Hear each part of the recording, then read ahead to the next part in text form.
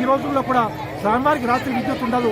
ఇక్కడ అనేకమైన లైట్లు రాత్రి ఫిట్ చేసిన సందర్భాల్లో అర్ధరాత్రి అవన్నీ పగిలిపోయినట్టుగా ఇక్కడ ఉన్న వాళ్ళు చెప్తారు. కరెంటు ఉంచుకోవడం స్వామి చీకట్లో ఉంటారు. ఇది చాలా విచిత్రమైన విషయం. ఇది గమనించాం మేము కూడా. 2 సంవత్సరాల క్రితం ఒకసారి ఇక్కడ లైట్లన్నీ రాత్రి పెట్టిపోతే తెల్లరక్షణ లైట్లన్నీ చాటే ఉన్నది.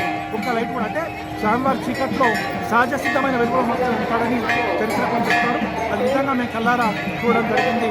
ఈ మొదలు 300 సంవత్సరాల పైన చరిత్ర గల ఈ ఆలయము స్వామివారికి గుడి నిర్మించమని చాలామంది అంటున్నారు.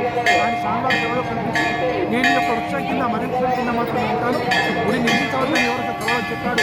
ఆనాడు భక్తులు చెప్పిన మాట ప్రకారం ఈనాటి స్వామివారికి గుడి నిర్మించడం అనేది లేదు. స్వామివారి కోపంకి వెళ్ళి ఆ క్షేత్రం అక్కడ కూడా ఉంది, అక్కడ వచ్చినట్టుగా చరిత్రకారులు చెప్పారు. కానీ స్వామివారు ఇక్కడ అక్కడ ప్రతిరోజు సాయంత్రం వేళ సంధ్యా సమయం వేళ ఈ ప్రాంతమంతా తిరుగుతున్నప్పుడు చప్పుడు వస్తున్న ఈనాటికి మనకు పూర్వీకులు చెప్తుంటారు. ఇది యొక్క ఈ క్షేత్రం యొక్క వైమానిక ప్రవేశంగా మరి ఈ చుట్టుపక్కల గ్రామాల్లో ఒక చక్కని ప్రాశస్తం స్వయంగా వెలిసిన దేవుడు ఎవరంటే ఇటు భీమల నందీశ్వర ఆలయంగా చెప్తారు. అదేవిధంగా రామన్నపేట అయ్యలపుట్ట రాయరాజేశ్వర స్వామినే చెప్తారు. ఇక్కడ రాయరాజేశ్వర స్వామి కన్నా ఈ గ్రామంలో అయ్యలపుట్ట దేవుడు అయ్యల స్వామి అని అంటారు. ఆయన రాయరాజేశ్వరుడు కాకుండా ఈవి పేర్లతోనే ఆయన కొలుస్తారు. ఎందుకంటే ఈ క్షేత్రంలో ఆయన కొలువైన ప్రదేశము ఒక బండ నుంచి చెట్టు కిందికి వచ్చాడు. ఆ చెట్టు కింద నిలబై ఉన్నట్టు ఆనాటి నుంచి అక్కడే ప్రతిష్ఠించబడ్డాడు.